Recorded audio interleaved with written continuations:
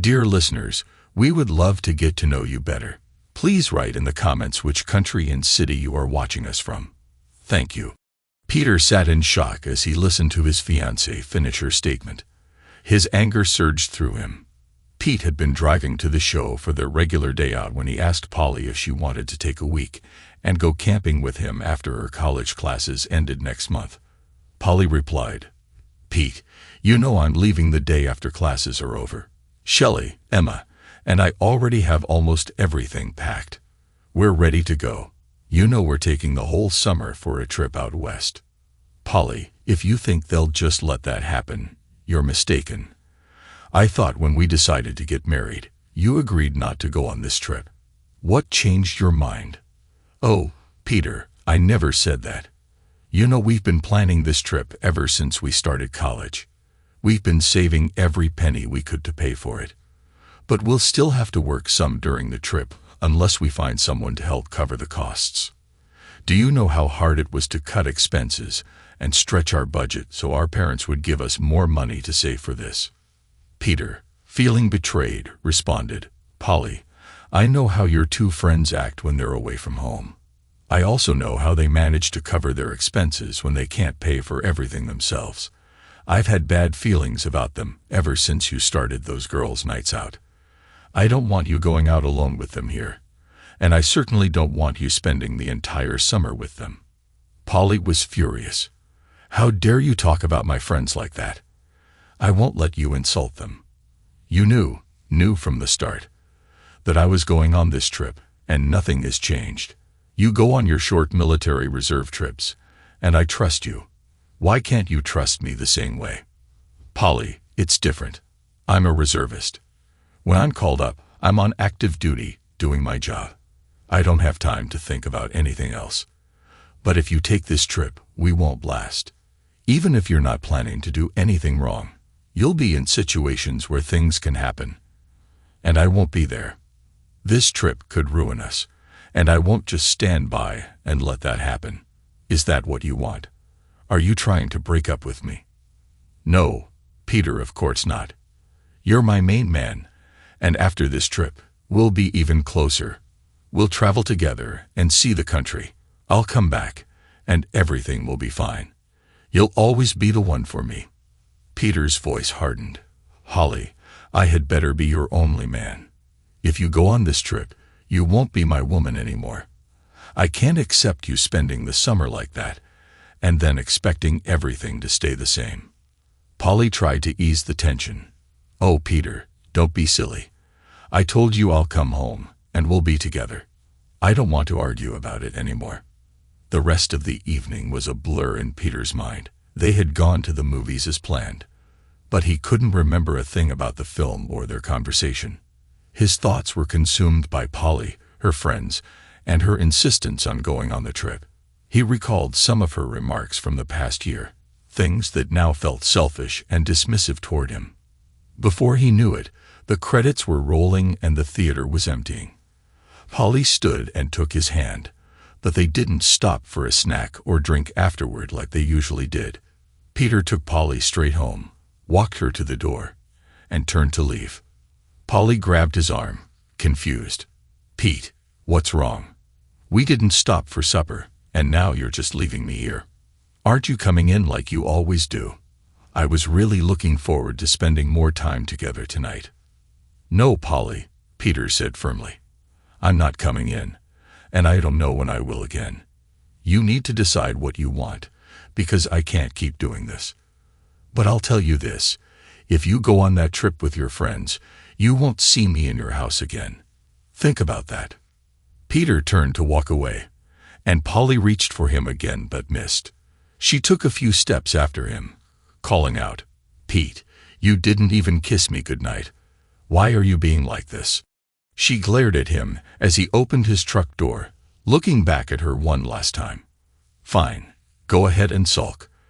I'm taking that trip, and that's final. When I get back, we can set the wedding date. Just stop acting like this."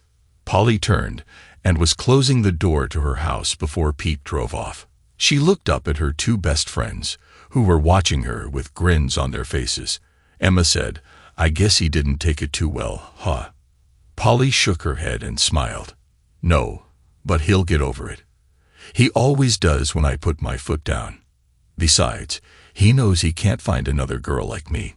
She laughed and added, of course, if I ever found out he was being unfaithful, he'd regret it for a long time.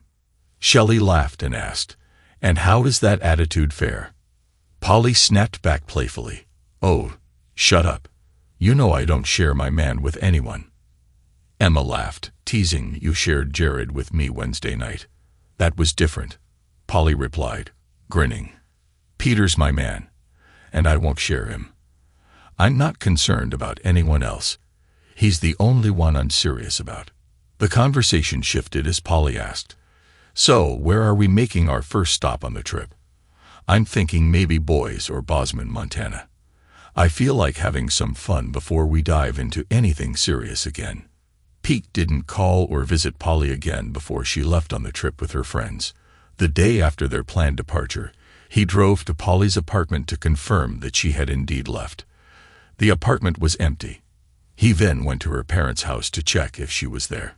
Even though he didn't want to spend the money on gas, he felt the need to physically verify her absence. It wasn't too far, just over 100 miles, and his little 4-cylinder truck was fuel efficient enough that it wouldn't cost too much. Besides confirming that Polly had actually left, Pete also wanted to return the personal belongings she had left in his apartment. He had no intention of seeing her again, and certainly didn't want her things lingering around his place. When he arrived at Polly's home, her father confirmed that she had left for the trip as planned. From their conversation, Pete realized that Mr. Parker wasn't too happy with Polly's decision either. It took them about 15 minutes to move Polly's belongings into the house and stack the boxes in her bedroom. After shaking hands with her father, Pete drove back to his now lonelier apartment.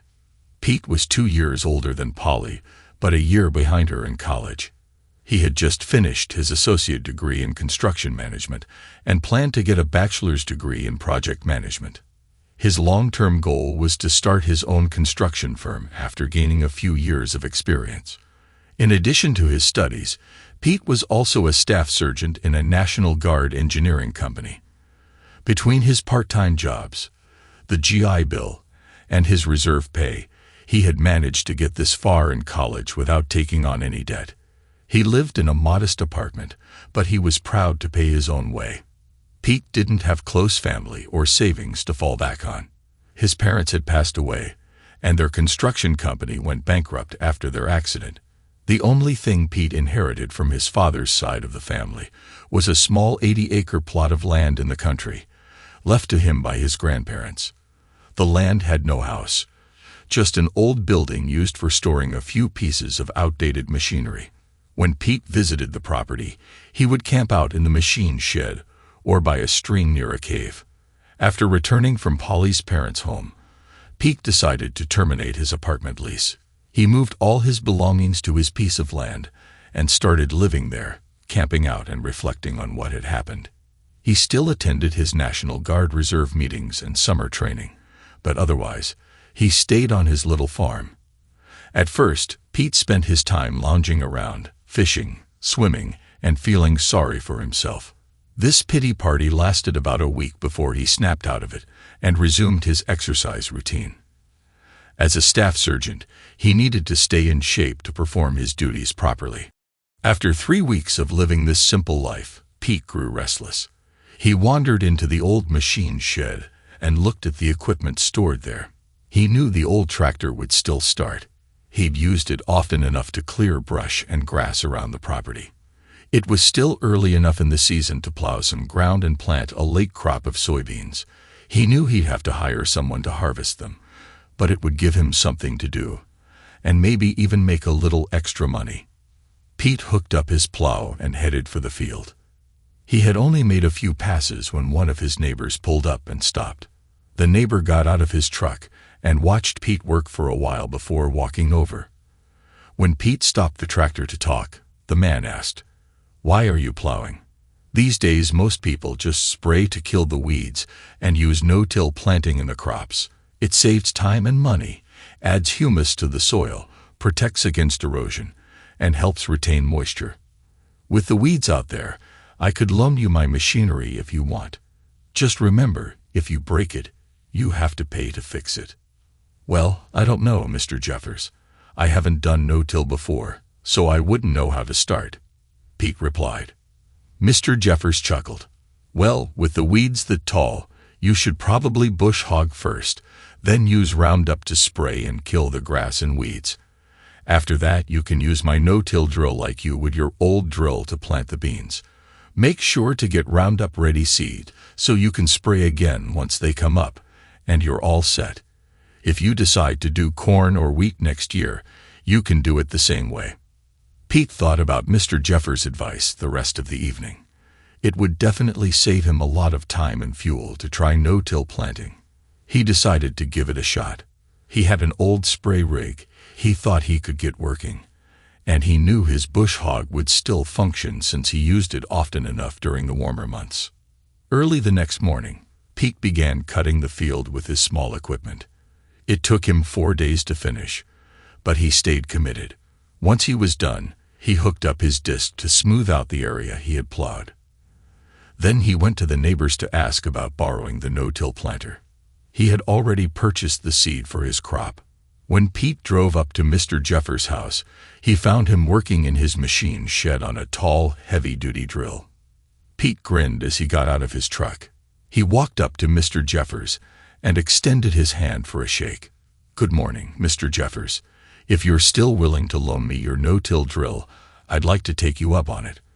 I want to no-till my beans this season and see if it's better and cheaper than planting the old-fashioned way. I guarantee it's a lot easier and cheaper to no-till, Mr. Jeffers replied. And please, call me Dan. You're all grown up now and a man in your own right. We're neighbors and friends, so no need for the formalities. I hear you're a sergeant in the reserves too. Want me to call you Sergeant? Pete laughed. No way. I'm not a sergeant out here. I guess I am, but since you're not in the military, I prefer you just call me Pete. Fair enough. Now let's get this drill over to your place and get you started. I'll help you hook it up and show you how to use it. I'll stick around a while to make sure you're set.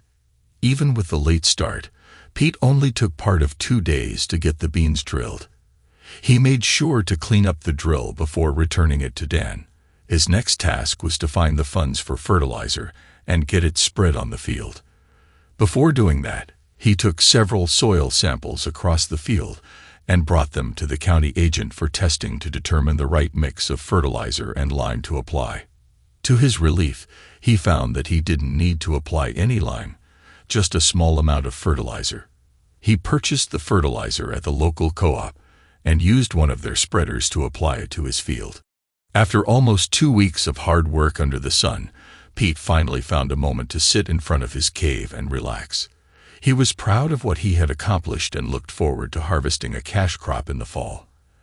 As he sat back, he listened to the small stream running down the hillside beside his cave and could hear cattle lowing in the distance, along with the sound of machinery working in one of the neighboring fields. In this peaceful setting, Pete's mind wandered to Polly. He couldn't help but wonder what she was up to and whether she was enjoying herself as much as he suspected she would. That thought gnawed at him. He knew he might never find out what Polly did during her trip unless she or one of her friends let something slip. He still wasn't sure how he would feel when she returned. Part of him thought their relationship was over, but there was a small chance it might not be. He needed to reflect on it all. His main issue was trust. He remembered how wild Polly and her friends could get when they were drinking and dancing. They often flirted with men, and Pete felt uneasy about that.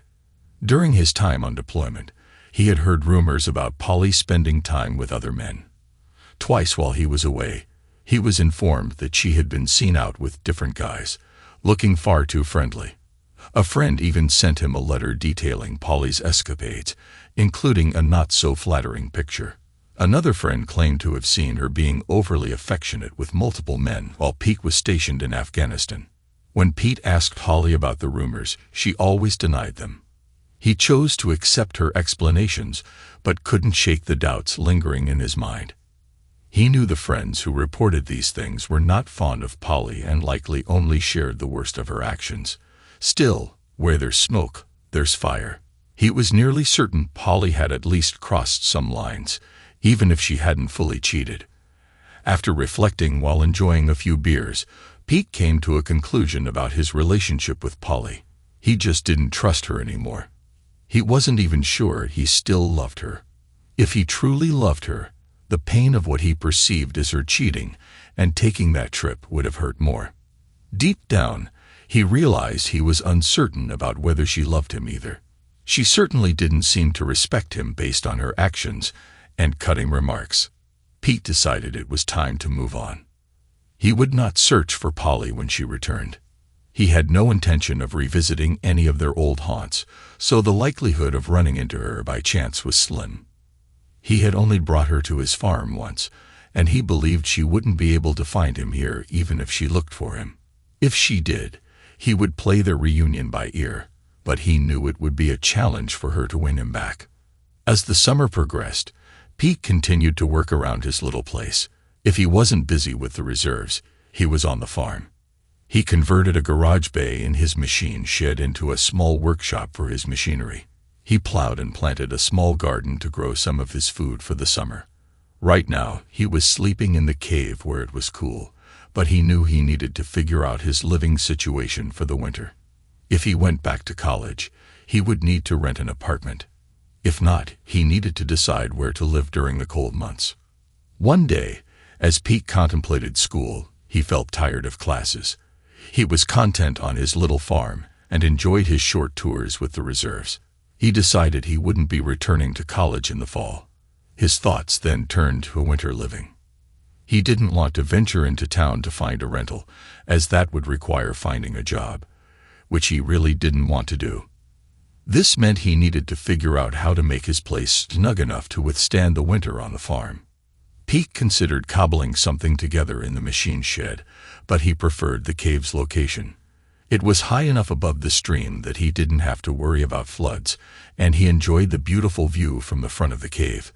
He decided to use some old concrete blocks and stones to build a wall across the front of the cave. He had already installed electricity, one of the first things he did after inheriting the farm from his grandparents. Running lines 150 feet from the machine shed so he could have lights in the evenings. The cave's opening was approximately 30 by 15 or 20 feet, with a height of about 10 feet. He figured he could gather enough stone and blocks to wall it off easily. The floor wasn't perfectly level, but he could even it out with a little concrete in strategic spots. Early the next morning, he went to town and made the necessary purchases to get started. He ordered sand and gravel for the concrete and mortar, and took home cement along with some building materials. He also ordered a steel door for the front, 2 triple-pane PVC windows, lumber, and metal roofing for a covered porch. Pete chuckled to himself, realizing he couldn't really call this a true cave. It was more like a large overhanging bluff, only about 30 feet deep, with the back 6 or 8 feet too low to stand in. Pete planned to close off the rear of his home, where the wall would be 6 feet tall, and he would add another steel door for access to the back area, which he could use for storage if needed. The next day, when his building materials were delivered, Pete wasted no time. After laying out his proposed walls, he began hammering drill holes into the rock and placing rebar. He formed and poured concrete to level the area for the stone wall and the cave floor. Once that was setting up, he measured and poured a stem wall for his little porch. Luckily, the drop-off in front of the cave required only a wall 30 inches high at its highest point. After the concrete was dry enough to remove the forms, he filled in under the porch floor with river gravel and mixed and poured concrete for a 30 by 12-foot porch in front of his cave home. All this work took him a week to complete, which would have taken even longer without the front-end loader on his small 45-horsepower tractor. On the day Pete began pouring the concrete for the porch floor, his neighbor across the small stream started cutting hay in the field. When Pete took a break, he watched the tractor go around and around, impressed by how quickly the hay was being cut. He couldn't recall ever seeing the man on the tractor before and wondered if it was a custom operator or hired help. That afternoon, after the field was cut, the tractor drove to the stream and stopped just across from where Pete was working. The operator got off the tractor and limped toward the stream. As they walked, they removed their shirt. When they reached the stream, the operator stopped to take off their shoes and then dropped their long pants. Pete stared in surprise. The tractor operator was a very pretty woman. She glanced over at Pete for a moment before stepping into the stream and immersing herself in a small deep hole. The deep part of the stream where she was trying to swim wasn't really large enough for proper swimming. It was about 12 feet across and 15 feet long, at its deepest point chest high, and shallower elsewhere. After she got completely wet, the woman lay on her back and floated in the cool water. Pete found himself watching instead of working, finally shaking his head slightly and turning back to his tasks. For the next 30 minutes, Pete mixed concrete in his small electric mixer and poured it onto his new porch floor, estimating he needed 3 or 4 more mixer loads to finish for the day. He then heard movement and a voice call out, "Hello, I'm Fiona Morgan. I know it's none of my business, but what the heck are you doing to the old cave here?" Pete replied, "Nice to meet you. I'm Pete Johnson. I've decided to turn the front part of the cave into my home. I'm pouring the front porch right now. I really need to keep working until I get the concrete poured. I'm not being rude, but I can't let it dry too much, or it won't set up right." "That's cool. I always liked playing around in the cave when I was a kid. Mind if I look around for a minute or two?" "Go ahead. I'm almost finished here. After I clean up, I might jump in the creek myself. Clothes on, of course," Pete replied with a grin. Fiona turned and looked at him. Seeing his smile, she said, "Well, I hope so. I'd hate to have to use my official U.S. Army combat training on you." "You're in the Army?" Pete asked. "I'm a staff sergeant in the reserves. I've been in for a little over 6 years now," Fiona answered. "What's your MOS?" Pete inquired. "I'm not in the Army anymore," Fiona said with a slight sigh. "I guess you noticed I don't walk like I should. Sergeant Fiona Morgan, U.S. Army retired, would be more accurate for me. I was a medic and got a little banged up on a mission. They patched me up, but as you can see, I can't get around as well as I need to, so they put me out to pasture. Now I'm helping my parents on the farm while I try to figure out what I want to do with my life. I never had much interest in college, and there aren't many jobs around here, so I'm just helping them until I decide what to do. I might go for my EMT certificate and try to get on with the ambulance district. I enjoy being a medic. How about you?" "Pretty much the same," Pete replied. "I'm a staff sergeant in the reserves. I've been deployed twice, and I take all the short tours I can. I plan to make the reserves my career. I got my AA degree at the junior college, but I don't want to pursue further education. This 80 acres was my grandpa's, and I inherited it when he passed away. I was lucky he lived longer than my dad. Everything my parents had went to pay their bills after they died in a car wreck. What you see here is all I have in the world, and I'm fine with that. I plan to live here, grow whatever I can on the farm, and take all the short tours I can from the reserves before retiring. Just you and your little piece of ground. Don't you ever plan to get married or anything?" Fiona asked. Pete laughed and said, "Well, I was planning on getting married and doing the whole 9-to-5 thing, but she decided she wanted to run around with her friends instead of with me, so we split. She's somewhere out west now, probably enjoying herself. Yeah, it would be nice to have someone, but it's not a high priority for me right now. If I find someone, then we'll see what happens." Pete and Fiona chatted for several more minutes. She even shared one of his beers before signing and saying she needed to get back home to help with chores. As she walked off, she said, "I'll see you around, I suppose, Sergeant. I hope you don't mind if I come by now, and then to soak in the creek." "No, it wouldn't matter if I did. It's your creek too. Your family's land borders the south side, so you have just as much right to swim in it as I do. Pete grinned. Besides, I like the view when you're washing off the dust. It might be good if you made a little noise when you come down, though. I've been known to swim without anything on. Fiona turned and grinned back at Pete. I've been known to do that too. But that was years ago, before I figured out that all you men are just waiting to pounce on us poor, defenseless, naked women. I might just sneak up on you, though. I could enjoy the view. She laughed and said, Catch you later, Pete. 2 days later, Fiona returned. This time she was raking hay into windrows in preparation for baling. After completing that hot, dusty job, she drove down beside the stream and changed into a bathing suit. By then, Pete had finished the short wall in the back of his cave and was working on the front wall. He washed her off and on as she worked, and after using the mortar he had prepared, he put his tools in a water bath and walked over to the stream where Fiona was floating. He took off his shoes and waded into the stream, carrying a pool noodle. Once he was in the deepest part, he floated on the noodle and said, Afternoon, Fiona. Mind if I join you for a while? Fiona smiled and replied, Not at all.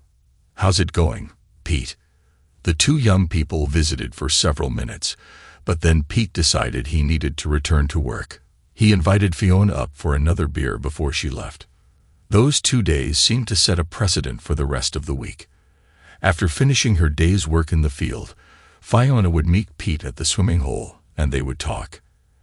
After her swim, she would come to Pete's place, enjoy a beer or two with him, and admire the work he had accomplished while she had been away. Pete's little home took shape rapidly. Inside the cave, he had a 2-room setup, and he even managed to pipe in water from the old well and set up a bathroom inside. He faced quite a challenge breaking through enough rock to install the water and drain lines deep enough to prevent freezing, but he was proud of his accomplishments. The room under the natural rock measured 24 by 15 feet. He placed his bed in the far rear of the small room, built a kitchen area on one side of the front, and created a sitting area on the other.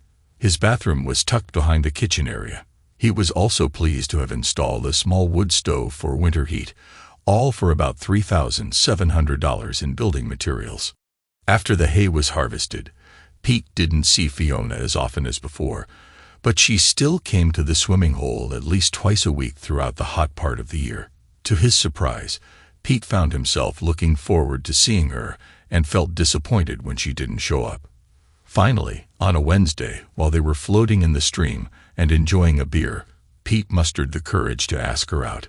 Fiona looked at Pete in shock when he made the invitation. You're kidding, right? She asked, her surprise evident. Pete felt a bit hurt by her reaction. No, I wasn't joking. I was serious. But if you don't want to go, that's fine. I just thought we could have some fun. I'm sorry I suggested it, he added, trying to mask his disappointment. Seeing the hurt in Pete's face, Fiona quickly explained, Hey, I didn't mean to upset you. I was just surprised. You've never given me any indication that you thought of me as anything more than a beer-drinking buddy. Besides, I'm a wounded soldier. I can't dance and have trouble walking. I haven't had a date since my injury, and you just surprised me, okay? If I didn't totally upset you, yes, I would like to go out with you. Pete smiled, relieved. Great. But you've got it all wrong, Fiona. You may be a wounded soldier with scars, but anyone who can't see what a great person you are doesn't deserve a date with you. I enjoy being with you. I don't care about the scars. I never liked dancing anyway.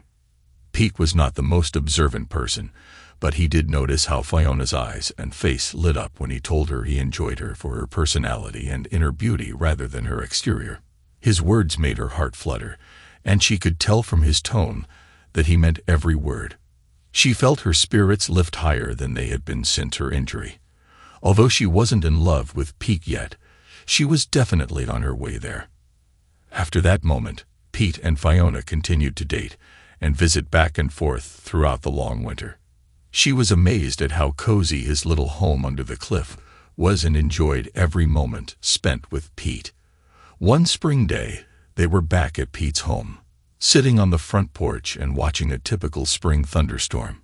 As the wind began to blow harder and the sky darkened ominously, they heard a loud roar, and the porch roof began rattling. Pete watched in amazement as the roof flexed, and the rain came down almost sideways, blowing across the porch. Once he realized what was happening, he grabbed Fiona and started pulling her toward the front door. "Tornado! Come on, hurry. We need to get inside for protection." Without stopping, they entered the main room of his little home, where Pete pulled Fiona to the back and into the small room he used for storage. They closed the door and sat on the floor. After closing the door, they could barely hear the roaring of the storm. Soon, a crash of breaking glass interrupted the chaos, and an eerie quiet descended on Pete's farm. After about 10 minutes, Pete opened the door, allowing Fiona to follow him outside. One of the front windows had shattered, and part of the porch roof had been thrown through it. Rain and debris had blown into the room, leaving Pete's bed damp but not terribly wet. The porch roof was gone, torn away by the wind. Stepping into the now softly falling rain, Pete looked toward his machine shed, which was also gone. Some of the roof had fallen onto his machinery, and many of the beautiful trees around his home were damaged, some even uprooted. Fiona came up to Pete and wrapped her arm around his waist, leaning her head on his shoulder. "Oh, Pete, I'm so sorry. Come on, let's see what the damage is." They first walked toward the shed. As they turned around the corner of the bluff where the cave was, they saw both their trucks. There was some damage from debris hitting them, and Fiona's front windshield was cracked and starred from a hit in the center by something large and heavy. Both vehicles appeared to be operable, although Fiona's truck was not legal to drive with the damaged windshield. They continued on to the damaged machine shed. Much of Pete's machinery was bent and damaged from the building collapsing onto it before blowing away. Some smaller pieces were rolled around the barnyard. He would have to clear the wreckage before he could determine if any equipment was inoperable, and he had a lot of trees to cut and storm damage to repair. However, it was obvious that this had not been a terribly strong tornado. Pete's machine shed had been blown down more than blown away. Sure, some of the metal siding and roofing was completely gone, but much of the building was lying on top of the machinery stored inside. Fiona and Pete walked up onto the top of the bluff over the cave home to observe the storm's path. Fiona gasped and grabbed Pete's arm. "Pete, it looks like the storm hit our farm. The house and barns are all damaged. I have to get home and check on Mom and Dad." She took off running, or hobbling as fast as she could, toward her truck. Pete ran to catch up with her. When Pete reached Fiona, she was trying to get into her truck, but he grabbed her and held her back. "Wait, Fiona, you can hardly see out of your front window. Come on, let's get my chainsaw and some other tools, and grab the first aid kit. We'll take my truck." Pete and Fiona rummaged around in his broken-down shed until they found the chainsaw, fuel, and oil, as well as some ropes, chains, a come-along, and a couple of heavy steel bars for prying. They then drove out of his lane as fast as they safely could and turned toward Fiona's home. Twice they had to stop to cut trees from the road before they could proceed, which slowed them down. It took them nearly 45 minutes to drive the 2 miles to her home. They could have gone through the fields, but they would have had to cut one of the fences. When they arrived at Fiona's home, they saw that the house and outbuildings were destroyed, similar to Pete's machine shed. However, the buildings were more blown down than blown away. Fiona ran frantically around, screaming for her parents. Finally, she and Pete heard a muted yell coming from within the wreckage of the house. Pete backed his truck as close as he could, and they began clearing wreckage from the area where the noise was coming from. Fiona was crying as she frantically worked to clear the debris. A large tree was lying over one corner of the house.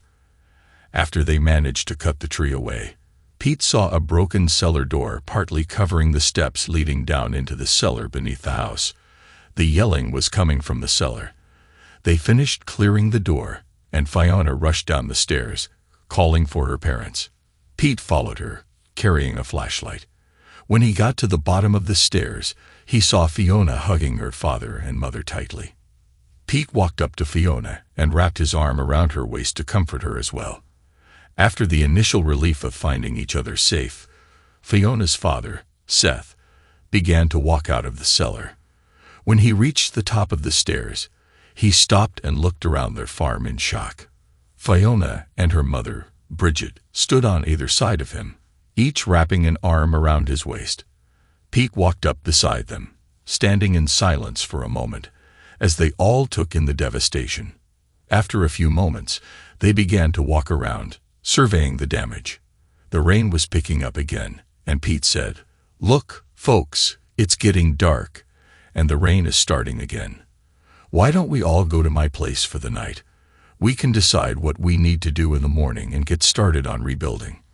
My place isn't fancy or comfortable, but at least it will be dry and warm. I'll put something over the broken window, and we can build a fire to stay cozy." The next morning, Fiona and her mother prepared breakfast on Pete's small wood stove. While they ate, the four friends discussed how to recover from the disaster. Pete insisted that Fiona and her parents stay with him until they could set something up for themselves. After breakfast, Seth, Bridget, and Fiona returned to their place in Fiona's truck, while Pete went to town to purchase replacement materials for the broken window and porch roof. He also turned in his losses to his insurance agent, who promised to have an adjuster out in the next day or two. Pete was instructed not to begin rebuilding until after the adjuster had been there, but he was allowed to replace the window to safeguard his home from further damage. Pete also mentioned the damage at the Morgan place, as they were insured through the same agent. The agent promised to have the adjuster visit them the same day. After returning home with the replacement window, Pete spent the rest of the morning installing it. After that, he worked on his machine shed until he could get his tractor out. Some of the sheet metal was bent on the tractor, but it was otherwise undamaged. Now he was thankful he let the insurance agent talk him into getting a policy that covered his equipment, as well as the machine shed and his little shack of a home. Just before dark, Fiona and her father came back to Pete's place with a mattress, refrigerator, bedding, and clothing for everyone. They also brought preserved food in the truck. Bridget had taken the family truck to town to buy groceries. They had managed to get a generator running and plugged the deep freeze in to keep their frozen food cold. Pete also got his generator out to run his electric appliances until the power company could restore service. The news broadcast indicated it would probably be later the next day before service would be restored in their area. The next 10 days were hectic. The insurance adjuster arrived, and Pete was awarded $100,000 to rebuild his machine shed and 2 smaller outbuildings. He was also to receive $155,000 for the damage to his machinery and $7,500 for the damage to his small home. Much of the settlement was for labor to rebuild. However, most of that would be pure profit for Pete because he intended to do almost all the work himself. With that kind of money coming to him, he decided to increase the size of his home to include a 12 by 30-foot addition. He planned to add a new porch surrounding 3 sides of the building. Although it would take more than the $7,500 he received for the damage to the house, he was committed to the project. He would use the cave portion of the home for a bedroom and the new addition for living, kitchen, and office space. He even intended to build a larger bathroom just inside the cave with access from the new addition and his bedroom. Pete got busy digging the footings for his new porch 2 days after receiving the promise of the amounts he would get from the insurance adjuster. He used scrap materials from the blown-down buildings for the formwork. He had the concrete poured and was ready to begin the construction by the time he received his check for the damages. He explained his plans to Fiona and her family, and they were all supportive of his ideas. Pete decided to use concrete for the walls of his new house and cover the outside with stone. He hated to spend the money, but figured it was a worthy investment. If he ever faced another tornado, it would make the house easier to heat and cool as well. The concrete would cost about $2,500 if he did the work himself and bought ready mix so he could do it all in one pour. Having worked with concrete several times in the military, he knew how to handle it. He would need to rent the equipment, but that cost would be negligible. After having the concrete poured, Pete was waiting for it to cure enough to remove the forms and begin putting the roof on his new addition when his plans went awry. He received the all-too-familiar phone call from his reserve unit. Once again, his unit was being called to active duty for service in Afghanistan. He would be gone for a year. While he liked the financial benefits this would bring him, he hated the thought of leaving his farm in its current state. When Pete told Fiona and her parents that evening that he was being called to active duty once more, Fiona exclaimed in dismay and rushed to him for a hug. Pete quickly assured the three Morgans that they were more than welcome to continue living in his home until they could rebuild their own. They had completed the cleanup of their house site and were waiting for a company to come in and build a steel structure that would then be turned into a new home for the family. In the meantime, they continued to work the farm and clean up the damaged outbuildings. The night before Pete left, much to his surprise, Fiona came to his room in the middle of the night. He woke up when he felt her slip into bed with him. She greeted him with a passionate kiss, and before he knew it, she was pulling him closer. He gently pushed her back slightly and said, "Fiona, we can't do this now. Your parents are sleeping nearby and will hear us for sure." While this wouldn't be the first time Pete and Fiona had been intimate, he still felt uneasy about doing so with her parents so close by. However, Fiona was determined. She gave him an intense kiss and whispered, "I don't care. My mother knows we're together, and I'm sure my dad does too. I want to spend one last full night with you before you leave, and I intend to make the most of it." They tried to be as quiet as possible, but when Fiona reached her peak, she made enough noise that both her parents surely heard. Afterward, the two of them drifted off to sleep and didn't wake until Bridget was preparing breakfast. When she saw Pete rising from his bed, she poured 3 cups of coffee and placed them on the small table, grinning when a very sheepish Pete walked up to get his coffee. He couldn't bring himself to look her in the eyes. Bridget took pity on him and said, "I wondered why you two weren't sleeping together before this. I know how you feel about each other, Pete. It's fine with Seth and me. Fiona is a grown woman, and if she wants to spend the night with her partner, a man we all think highly of, then we have nothing to say about it." Finally, the day arrived for Pete to report to his unit.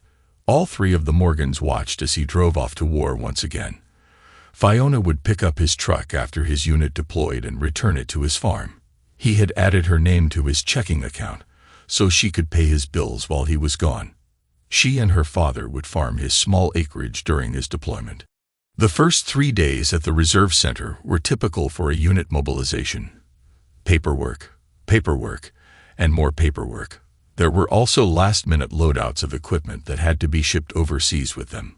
Much of the larger equipment they would use was already in theater, as was a significant portion of their smaller equipment that had been shipped out earlier. On departure day, to Pete's surprise, Fiona showed up with her parents to see him onto the bus. Many things were covered at the mobilization station. Medical and dental checks were done on all deploying soldiers.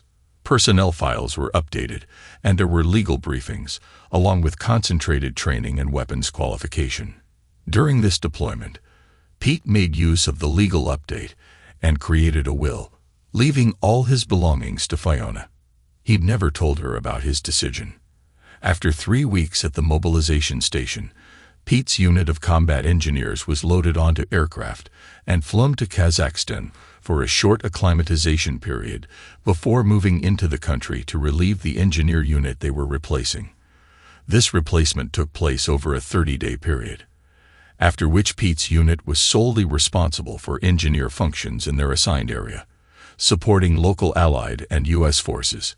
Pete's unit arrived at the beginning of the local summer, and by midsummer, he was enduring temperatures of 130 degrees Fahrenheit.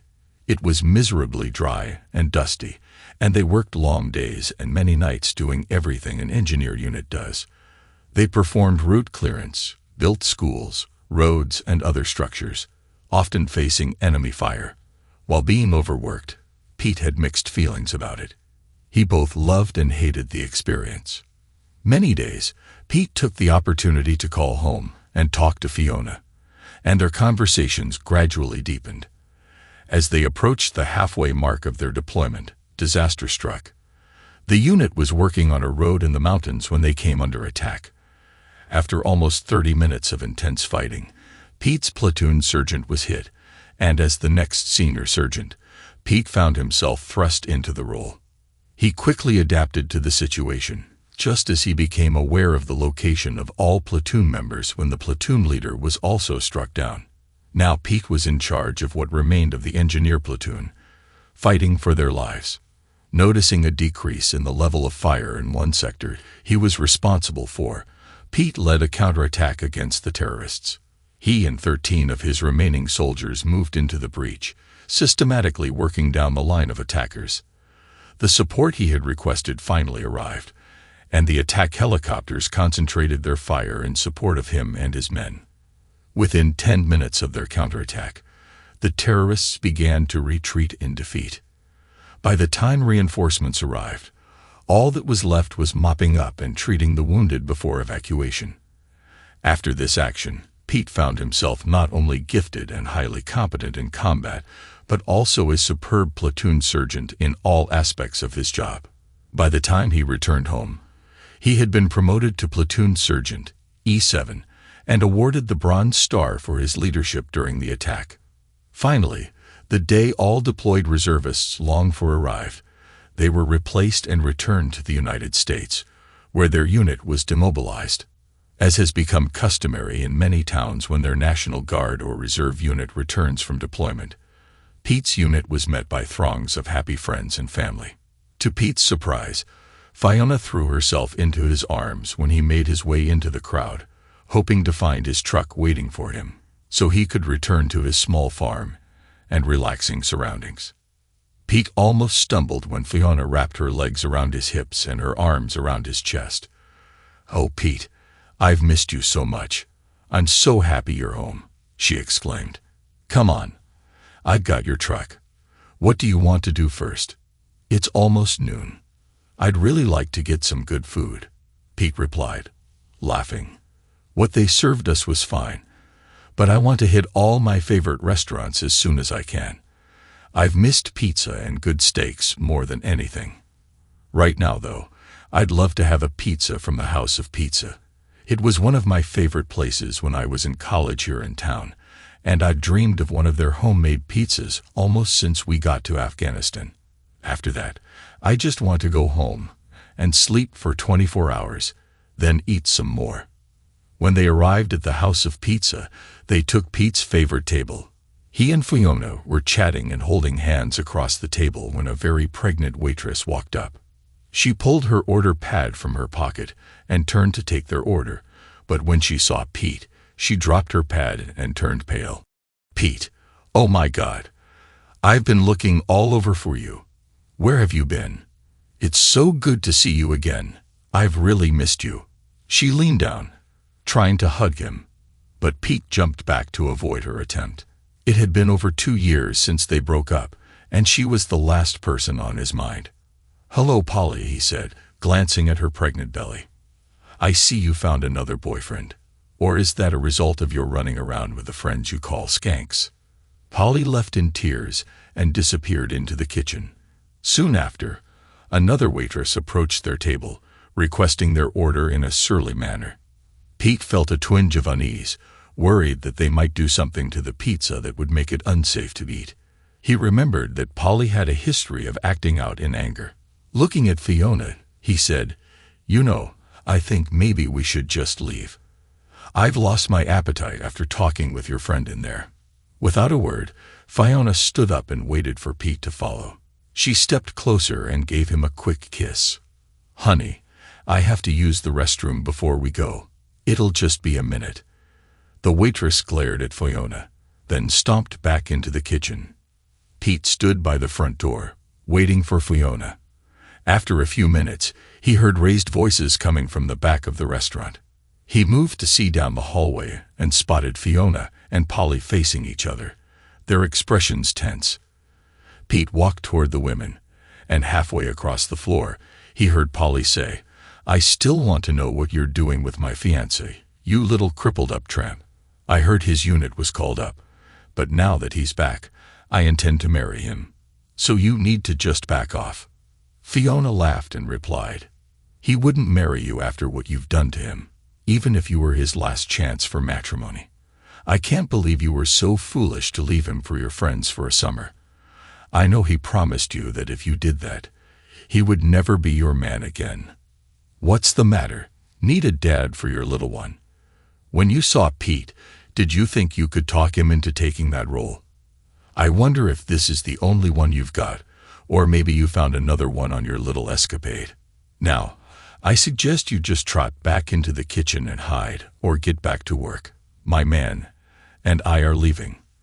And before I go, I want to leave you with some advice. I'm a retired Army surgeon, and I know how to handle situations like this. I guarantee you don't want to make me angry. It would really bother me if I thought you were trying to steal my man. You had your chance, and you blew it. Now get over it, and find another one." Fiona turned and walked toward Pete. When she reached him, she blushed slightly and wrapped her arm around his. "I'm sorry you heard that, Pete. I hope you don't think I'm overstepping my boundaries. Can we find something to eat and then get home? I really want to get out of this town." When Pete turned down the lane to his house, he noticed Fiona seemed unusually animated, almost bouncing in her seat. Her expression was a mix of excitement and anxiety. Just before they came into sight of his yard, he asked, "What's the matter with you? Why are you looking so nervous all of a sudden?" "Well," Fiona began hesitantly, "you know how you gave me the authority to write checks on your account to pay your bills while you were gone.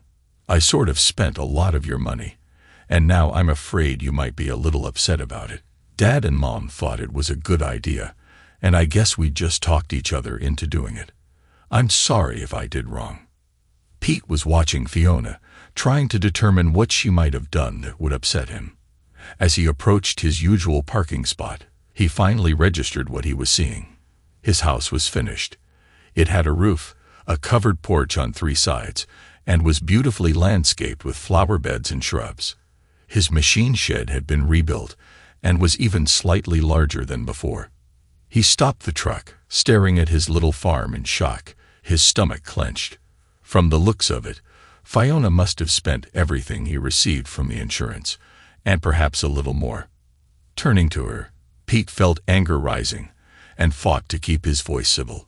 "Fiona, it looks like you spent my whole insurance check, and maybe even some of the Army pay that was deposited in my accounts. You knew I planned to do the work myself and save some of the money. I didn't want to spend everything on labor. I wanted to upgrade my machinery too." Fiona interrupted him, her voice earnest. "No, Pete, I didn't do that. I only did what you said you wanted for the house and the machine shed. I didn't pay a dime for labor. Everything here was done by Dad, Mom, and me, along with some friends and neighbors. A lot of the neighbors pitched in to help our local hero. Come on, I want to show you. I know you'll like it. Please don't get upset until you see it." Fiona pushed Pete toward his truck door, and once they were outside, she grabbed his hand and pulled him toward the house. She rushed to the door and waited for him to enter the room built on the slab that had been his old front porch. She walked to his desk, pulled out his bank book, and handed it to him, then turned on the computer. Once it booted, she loaded Quicken and showed him a report of all the expenses for the rebuilding she had authorized. Pete was shocked at the balance shown in his accounts. Fiona had only spent about half of what he had estimated it would cost to do the work himself. He sat in his desk chair, clicking through several accounts and pages of reports, then turned to Fiona. "How did you do that? You only spent a little over half what I thought materials would cost to finish the job." Fiona smiled. "Well, I sort of worked a deal with some of the suppliers. We got a lot of the materials at dealer cost or a deep discount because of your service. We told the dealers you were deployed in Afghanistan and that we were rebuilding your farm buildings that were damaged in the tornado before you left. They gave us some really great deals. when we explained that labor was being donated as a thank you for our local hero. Sometimes they even donated items or substituted more expensive materials than we ordered. Fiona looked at a shocked Pete and held her hand out to him. "Come on, honey, I want you to see the machine shed and shop we built for you too. I promised Mom and Dad we would come to their house for supper."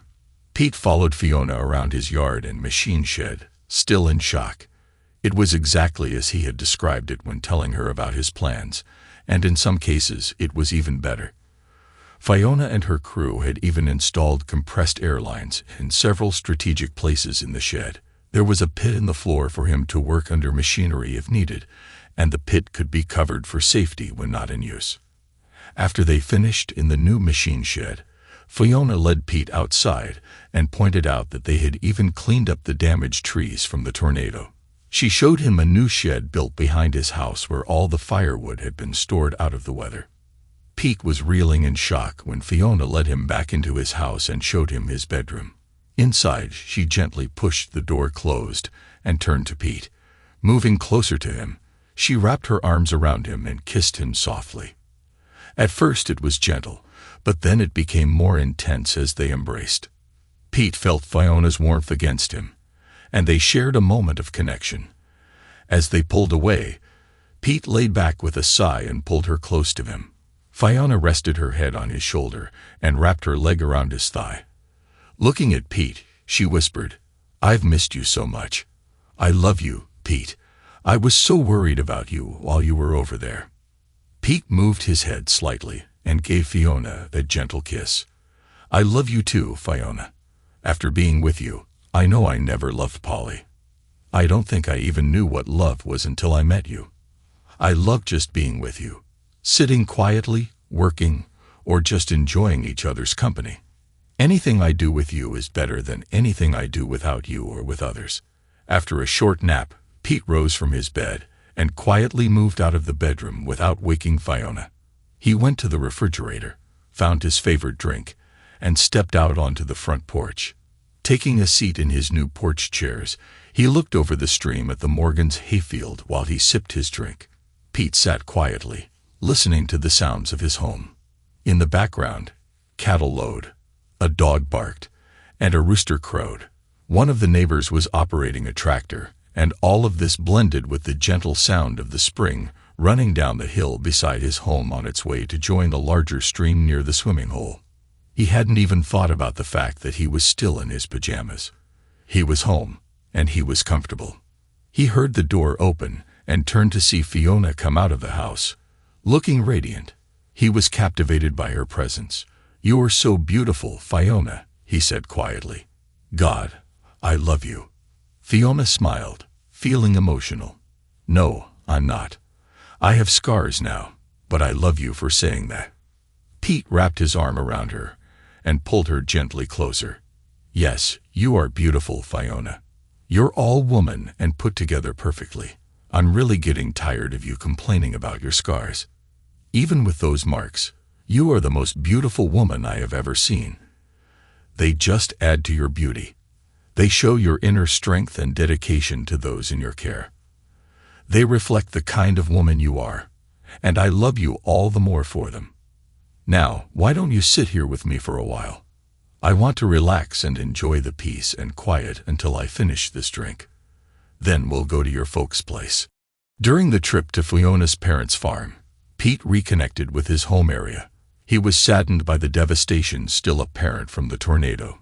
Trees were horribly disfigured, and many still lay in tangled piles, rotting away. It was painful to see nature so damaged.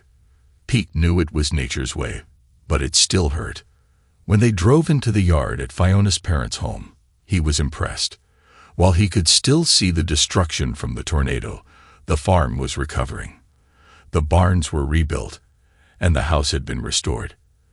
The trees that remained had been trimmed and were showing new growth.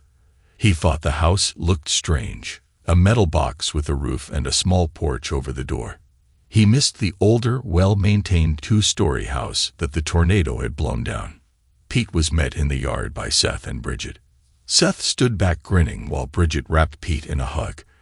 After she stepped back, Seth stepped in and shook Pete's hand.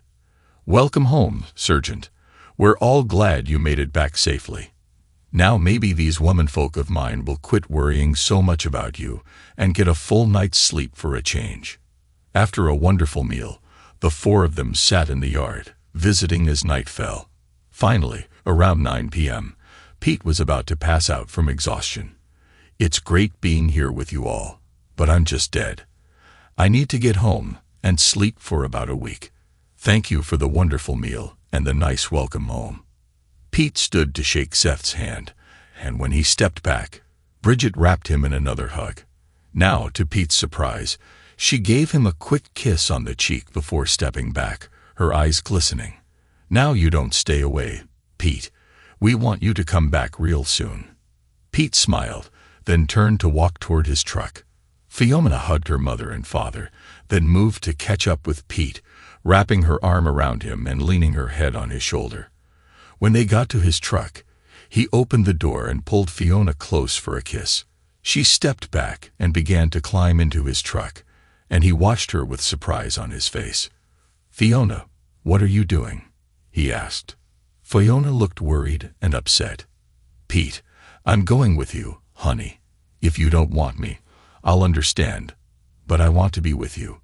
Please, I told Mom and Dad I was going with you." Pete paused, gathering his thoughts.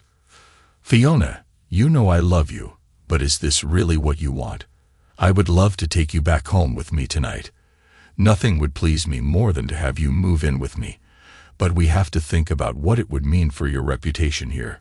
What will your parents think? What will the neighbors think? Worse, what will everyone say? And how will they treat you if you do this? I want you to be with me more than I've ever wanted to be with a woman, but I want it to be right for you too." Fiona smiled at Pete and said, "Pete, this is right. I knew before you left that I loved you fully and completely. I wanted to have this conversation before we got here tonight, but we got busy, and I never found the way to ask. I told Polly today you were my man. I meant that. I love you and want to spend time with you. If you'll have me, I want to spend what's left of my life with you. I feel complete and serene when you're with me. When we are apart, I feel like part of me is missing. I know I'm not perfect, but I'll try to be everything you want me to be." Pete looked at Fiona for a long moment before getting into the truck without a word. After closing the door, he looked up toward the house. Seth and Bridget stood watching from where they could see the truck. Seth had his arm around Bridget's shoulder, and when they saw Pete looking at them, they both raised their hands and waved. Bridget turned slightly toward Seth, wrapped her other arm around him, and laid her head on his chest. Pete started his truck and drove down the Morgans' driveway. He stopped at the road to check for oncoming traffic, then turned toward his home. As he started moving, Fiona scooted closer to him and rested her head on his shoulder, placing her hand on his thigh as she looked up at him. When they arrived at Pete's house, they walked arm in arm to the front door. Pete opened the door and let Fiona enter before him. She turned on the overhead light, and he looked at her for a moment before moving to his duffel bag resting on the couch where he had dropped it earlier that afternoon. He began pulling things from the bag and tossing them onto the floor. Finally, at the bottom, he pulled out a pair of combat boots. Turning the right boot upside down, he shook it until a small box fell into his other hand. He dropped the boot and walked over to a puzzled Fiona, opening the box to reveal a ring. "Fiona, I love you," he said. "I've told you that several times. I wanted to do this soon, but I was hoping for a special moment. Since you're staying here with me, we should make it official. Fiona, will you marry me?" Fiona pressed her lips together, nodding her head as she held out her left hand, which was shaking slightly. Her face glowed as Pete slid the ring slowly onto her finger. After he let her hand go, she wrapped him in her arms and whispered, "Yes, Pete Johnson, I'll marry you. I've wanted to spend my life with you almost from the first time I met you. You're the first person who has treated me normally since I was injured. I fell in love with you for that, and because you treated me like an equal. My love for you grew when I realized you cared about what I thought and listened to what I said. You treat me like a friend, a partner, and yet you make me feel cherished. I love you for all you are, and for the way you treat me." Fiona smiled and continued, "Now, let's get cleaned up, and then get you to bed. We have to go over to Dad's tomorrow, and show off my ring and pick up more of my clothes." Pete looked at Fiona while he processed what she had just said. "More of your clothes?" he asked. Fiona blushed and nodded, saying, "I hope you don't mind, but I've been spending a lot of my time here. I feel more comfortable here than at Dad's new house, so I brought some of my clothes so I would have them when I needed them." Pete laughed and finished undressing before pushing her toward the shower with him. They took a quick but enjoyable shower together. Afterward, they stumbled toward the bed, feeling excited and happy. The next morning, as dawn broke, they woke in the same position, still uncovered. Pete had to use the bathroom badly, so he carefully moved out from under Fiona to head to the restroom. Once finished, he walked back into the bedroom only to find Fiona missing. He wandered into the main part of the house and found her in the kitchen preparing coffee. Fiona looked up at Pete and smiled. "Why don't you go out on the porch and enjoy the morning while I finish the coffee, honey? I'll bring you a cup when it's ready." Pete did as she suggested, sitting on the porch and watching the sun rise over the trees. Rays of light pierced through the fog rising from the stream, and he felt relaxed, listening to the sounds of the neighbors' livestock and the birds. To his surprise, Fiona walked up and handed him his coffee, smiling as she sat down in a chair beside him. Facing him, she teased him with her playful demeanor, looking into his eyes. After taking a sip of her coffee, she smiled and said, "See anything you like here, soldier?" Pete grinned and replied, "Oh yeah, I've really missed looking over the stream and your folks' hayfield." Fiona looked shocked for a moment before grinning back and teasing, "Well, I ought to go in and get dressed. That would teach you a lesson." "No need to do that," Pete said, chuckling. "I see plenty of other things worth looking at now that you mention it." Fiona laughed and said, "I think we need to drink our coffee and reconnect before breakfast." After sharing a hearty breakfast of biscuits, ham, eggs, and hash browns along with more coffee, Fiona quickly loaded the dishwasher. Then they put on their outer clothes and headed for her parents' home. They arrived just as Seth and Bridget were sitting down to lunch. Bridget looked up when the young couple walked into the kitchen, jumped up, and began setting 2 more places at the table for them. Fiona looked guilty and said, "Don't do that, Mama. We just finished breakfast about 15 minutes ago. Neither one of us is hungry." "Fiona Morgan, whatever were you doing that made Pete wait until noon for breakfast? I thought I raised you better than that," Bridget said with mock sternness. Seth snorted and then laughed. Bridget turned a glare at him, but quickly blushed and looked hurriedly toward Fiona, who was covered in a deep blush. Her mouth dropped open in shock, and she too turned deep red. "Oh," she whispered, rapidly turning back to her lunch. Fiona moved to the cabinet, took out 2 glasses, and filled them with iced tea. She walked up to Pete and handed him one before stepping back.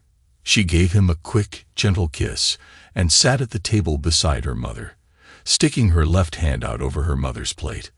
Bridget looked down at the hand and squealed. She grabbed Fiona's hand to steady it while examining the engagement ring. After her parents finished lunch, Fiona helped her mother clear the table and wash the dishes. Seth took Pete outside to sit in the yard and chat while Fiona and her mother worked. Later, Pete and Fiona took a load of her belongings back to his home. As they left that day, they continued to work on Pete's little 80-acre farm. He stayed in the reserves, and they also helped with the work on Fiona's parents' farm. As the years progressed, they took over the complete operation of both farms. After their second child was born, the 2 families traded homes, and Seth and Bridget lived in Pete's old cave home until they both passed away. Pete retired from the USAR after 40 years as a command sergeant major, and his and Fiona's youngest son continued to operate the combined farms. In their later years, Pete and Fiona moved back into the cave home and let their son and his family have the larger main house. Throughout his life, Pete made and kept 3 major promises. He promised Polly that if she left to play around, he would never be in her bed again. He fulfilled that. He promised to love, honor, and cherish Fiona until death did them part, which he fulfilled completely. And he promised her father that he would care for his daughter, which he did every day of their long and happy life together. Thanks to everyone who took the time to listen to today's stories. If you enjoyed it, please consider liking and subscribing if you haven't already. Feel free to share your thoughts on the events in the comments below. Take care,